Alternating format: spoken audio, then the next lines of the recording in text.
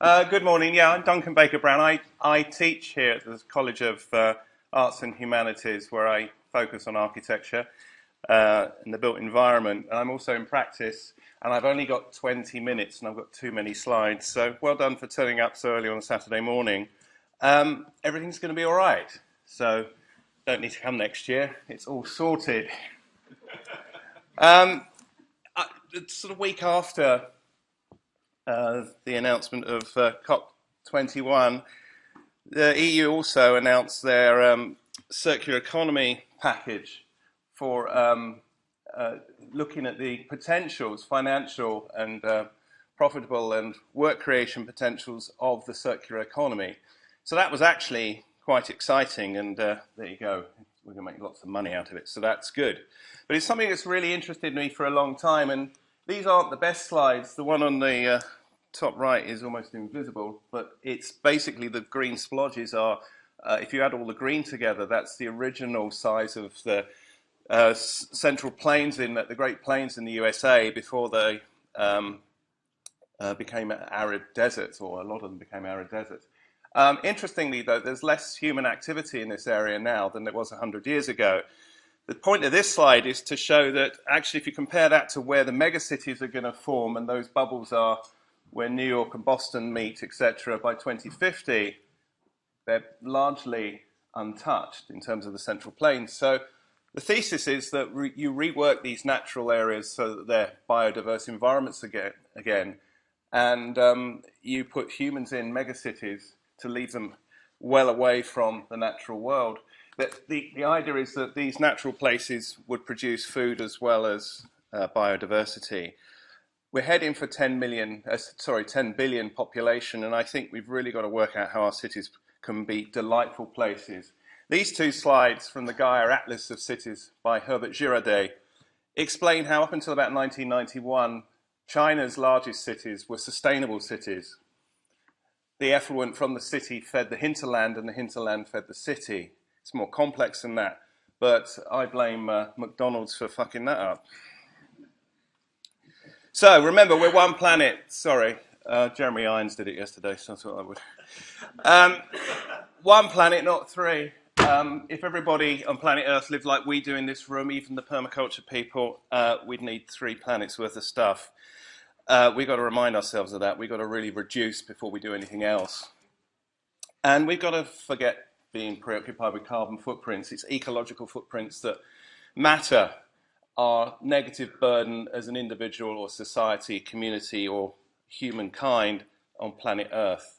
To put that in perspective, the ecological footprint of the city of London is the size of the rest of the UK combined. So unfortunately, there's Birmingham, Manchester, Edinburgh in the way. So of course, we've got footprints beyond the UK.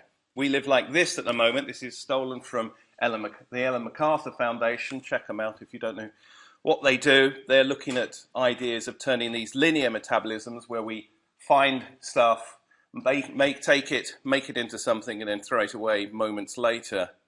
And we turn it into what we need to do, which is the circular economy, circular metabolisms. And interestingly, the Ellen MacArthur Foundation turned it into 2 separate circles, one for the technical nutrients and one for the biological ones. So that's where I am at the moment, looking at how we can design for remanufacture for this world of perpetual reuse. And this is what I'm working on at the moment, the Reuse Atlas. I've been lucky enough that the University of Brighton have given me a 4-month sabbatical to help me write a book. And the idea is that it adds credibility to recycling, reuse, reducing. The strategies employed that reduce the carbon and ecological footprints on our development. The construction industry, whether it's the designing of buildings, the construction of them, or the inhabiting of them, consumes about 50% of the stuff that we mine, probably more. So my point of view is that we've actually covered planet Earth with the detritus of our existence for the last 10,000 years, but it's the last 250 which have really sped up this process. So our oceans are full of plastic, our land is full of landfill cities, and our skies are full of jet streams. and we need to clear up. Now, the reason for writing this book, it's a designer's guide towards the circular economy, is in a way is a response to a book written in 2002 called Cradle to Cradle. And Michael Braungart, who was one of the writers of that book, he's quite dismissive of reuse and recycling. He says you're just slowing down the inevitable.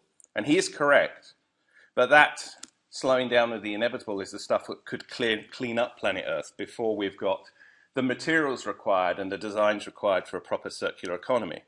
So this book will look at steps towards a circular economy. So the first one is the rather basic one, which is recycling. And God only knows what's happened to that, but anyway. It is the basic first step. And it's really responding to this issue we've got, which is that every ocean guy has an area of plastic the size of France, at least, in it. It doesn't all look like that. Some of it's quite invisible. But we've got a lot of plastic in our oceans.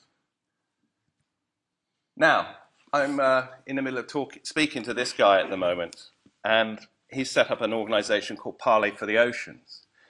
And they are collecting ocean waste as we speak. They literally chase after illegal fishing trawlers off the west coast of Africa, collecting the nets that they cast off the trawlers. And there's these thousands of ghost nets floating around our oceans.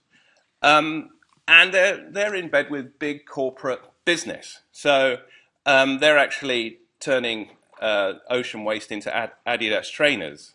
And the point is that they're trying to reduce the likelihood of plastic being in our food chain. But of course, we all know what it's doing to fish and whales and seabirds. But there's other companies turning it into bionic yarn. So that's being used by G-Star Jeans to make their raw jeans. And Pharrell Williams last year had a high-profile launch of these products. So these things are made out of ocean plastic. This training shoe by ADIDAS is particularly interesting because the sole is 3D printed, and that's from fishing nets, even though it looks like it could be made out of fishing nets just because of the way it is. But it's reprocessed fishing nets, and the top part is actually just the sort of plastics from plastic bottles. So that's quite interesting. What I haven't found out yet is what happens to those training shoes. Do they end up floating up in the oceans afterwards?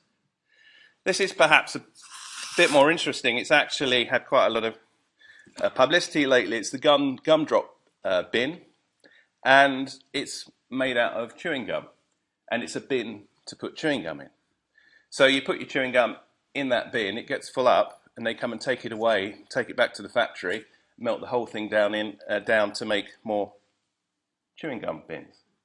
So, and they're looking at making Wellington boots and things like that now, and this is nice because it's a graduate from this school.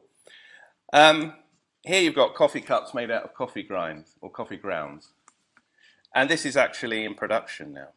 So you can see you're turning something that would normally be linear into something circular. What Michael Braungart would say is that certainly that and that are unintelligent materials. We've got to come up with more intelligent materials than that can be genuinely reused without polluting.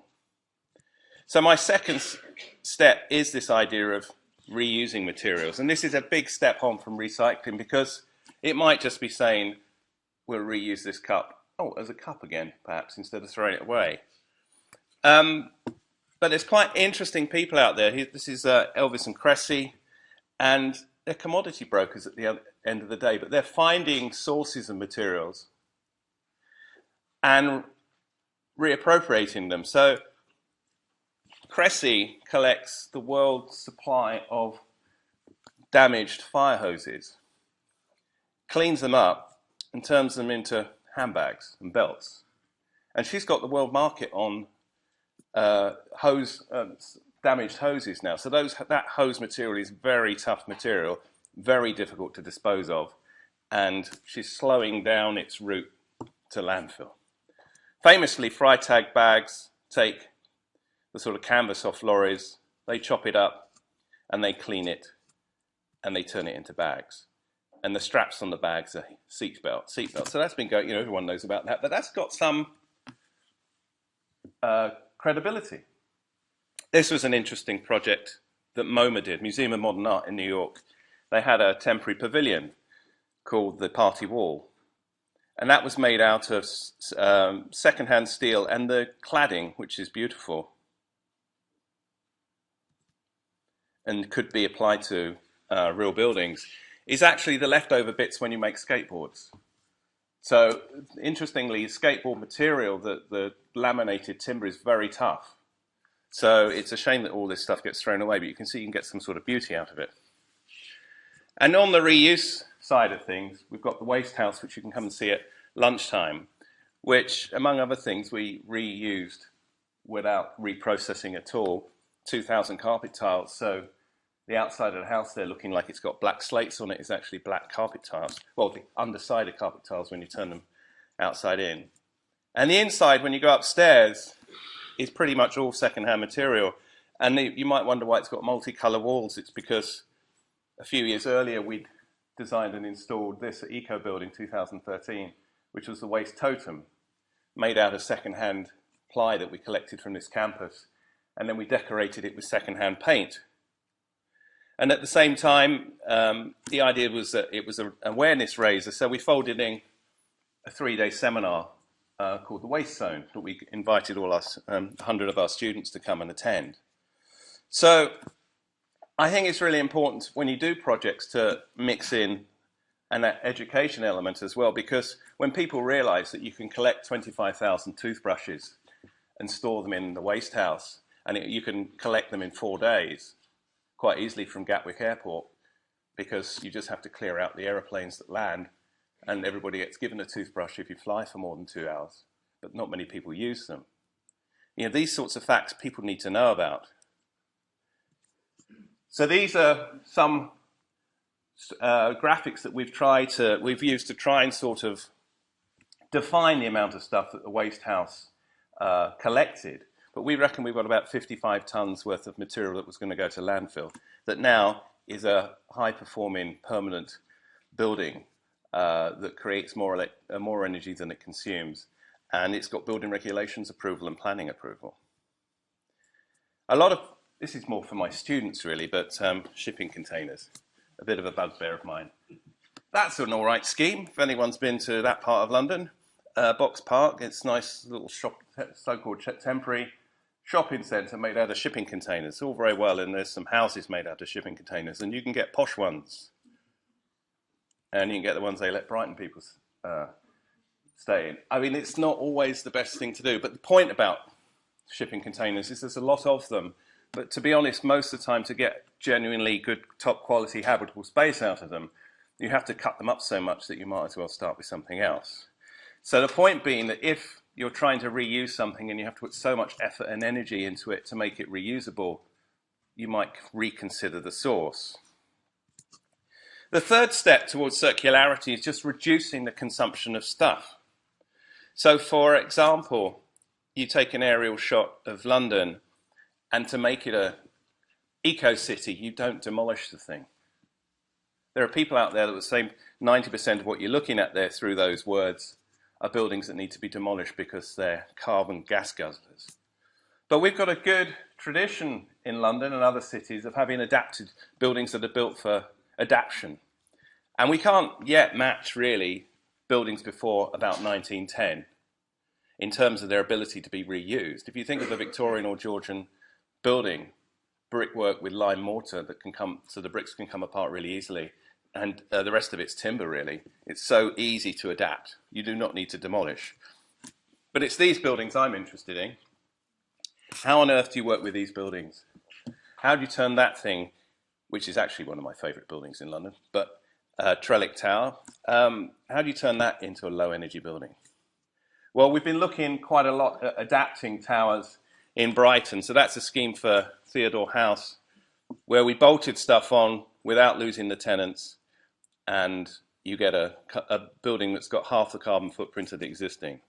Here, in Oslo, you've got the Oslo Mountain, it's called, or the Green Mountain.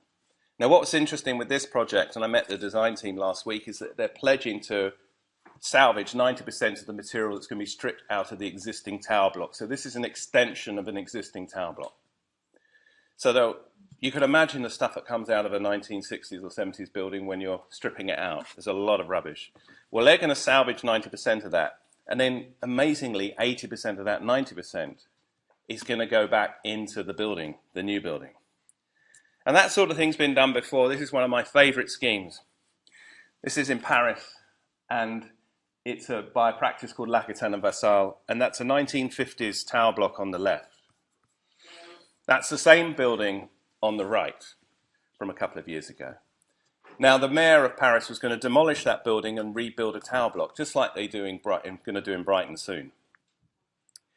And L'Aquitaine and Vassal went up to the mayor and said, we'll give you a new tower block for 2/3 of the cost you're expecting to pay. So how did they do that? They did that by being clever. So they noticed that the tower block was clad in concrete panels. So this diagram shows how they removed the concrete panel from the front of each flat and in effect bolted on a glazed winter garden, like a conservatory but with a solid floor and a solid roof. So there, the slide on the left shows the panels at the beginning and then the first layer of the glazing going on after those panels have been removed. And what looks like solar panels at the bottom of each glass panel is actually the floor waiting to drop down.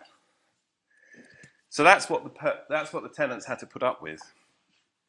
Very small windows, not easy to ventilate, bad levels of natural light. And so up went this frame that completely covered the existing tower block. So you end up with social housing that looks like luxury flats, because this is, by the way, warden-assisted flats for older people. So this is the bolt-on bit that everybody got. They got this winter garden with a balcony. The balconies provide solar shading so you don't overheat in the height of summer. You've got double-glazed sliding doors against the balcony. Then you've got additional space for your flat. And then you've got another level of double glazing. And you've got these delightful spaces that are controlled by humans. In the winter, if it glares too much, you put a curtain across. But what's delightful is what you've also got is hugely increased natural ventilation, which is a big problem. The tower blocks getting retrofitted in Brighton and London at the moment, where they just wrap them with insulation and put render on the outside. The problem is the flats will overheat and there's poor ventilation. This has got good ventilation, improved natural light, and crucially, improved insulation, because those winter gardens are an environmental buffer. And so that building's now got 30% of the running costs it had before. And we're looking at doing similar things in Brighton. There's 3 towers there in grey, those little, you can see the diagram. And we're overcladding these towers with insulation and glazing, and then we're adding towers on top. And we're extending to the towers. And the idea is that we're going to almost double the density on site, but halve the carbon footprint, and also make a more delightful place. It's really interesting projects when you look into it going on around the country at the moment. This is a pop-up restaurant in King's Cross called the Filling Station. And you can see that concaved facade system. It was an old petrol station. It became a restaurant and an event space. And those are actually rather nasty fiberglass panels. Now that building was only used as a restaurant for 2 years. It was a pop-up. But then that cladding marched north to Liverpool, and it's now a Maggie's Centre, which is a cancer respite centre. So Kamadi Grook, the architects, have actually used that material from the filling station, matched it with 20-year-old porter cabins, and all the materials are second-hand, and now they've got a Maggie's Centre. And I think that's really amazing that you've got architects thinking, right, we've got a project over there we worked on, which is about to be dismantled. We use the resource from that for a project somewhere else. Here are people that do it professionally. Rota disassemble buildings 1 screw at a time and sell the produce on the site.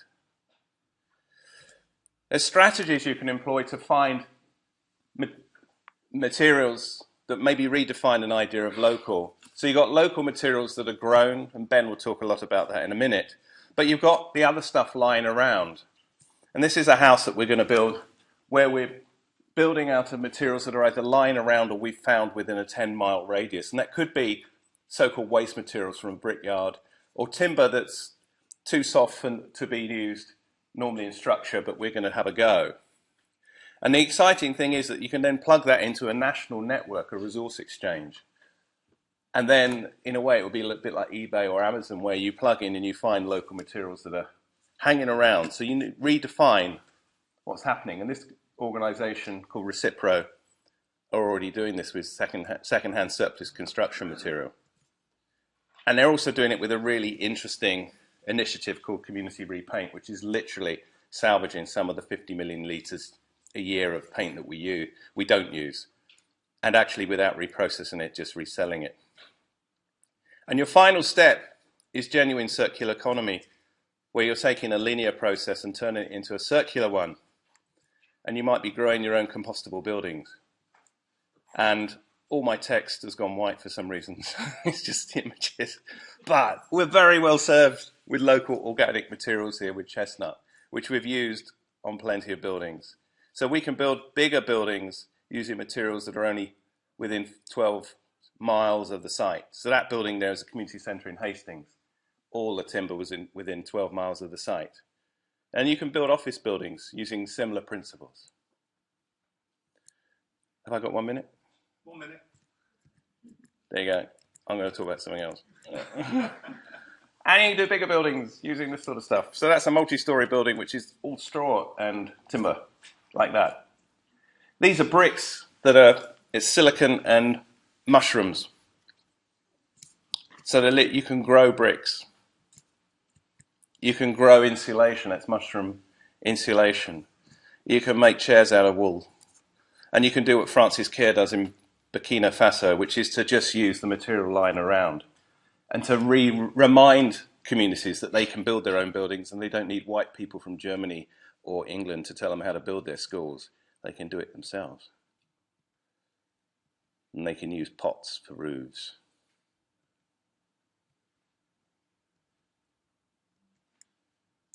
And one last building. This is a building that's been grown, and it's a proper university building at UEA, and this building was planted before it was assembled. So you've got a straw and timber building here, and you can see the scale of it. It looks like a proper grown-up university building. And they've even woven a bit of it. So, that was the book that was the inspiration. Those people, the Ellen MacArthur Foundation, are doing a lot of good work. Some of the buildings that say that they're cradle to cradle are not the prettiest things. But we're in the world now where you can lease jeans instead of buying them. That's all about corporate responsibility, but it's also about the manufacturers wanting that denim back as a resource. You can lease light now from Philips instead of buying light fittings. I'm going to end with a word on organic roofs, which is something that I'm really passionate about. The idea that you can retrofit existing buildings and your roofs can end up looking like that. A biodiverse environment that keeps you cool in the summer and warm in the winter is really lightweight and thin. That was the chicken shed that inspired everybody to do this. This is in Switzerland, by the way. This is in Basel, where if you construct a building, you have to have a lightweight meadow roof on the roof. The black roof to the left-hand side there, the pitch roof, it was 38 degrees when this photograph was taken. That black roof was radiating heat and frying us if you got anywhere near it. The roof that looks dead but isn't was quite cool. And the other thing is that in the winter, or when you get flash flood, you don't get flash floods. When it rains hard, these roofs absorb rain. And that's a big roof that's 100 years old. The asphalt roof underneath the meadow is 100 years old and doesn't leak. So, if you know what you're talking about, and that's what this quote's about, I'm going now. If your design team are telling you that the green design will cost more than the norm, ask them to try harder. If they can't, get a team who can, who's probably come to Green Architecture Day and spoken to Bryn. But the knowledge is out there, and there's a lot of people that don't know what they're talking about, but if you find out, green design doesn't have to be any more expensive than normal. Thank you very much.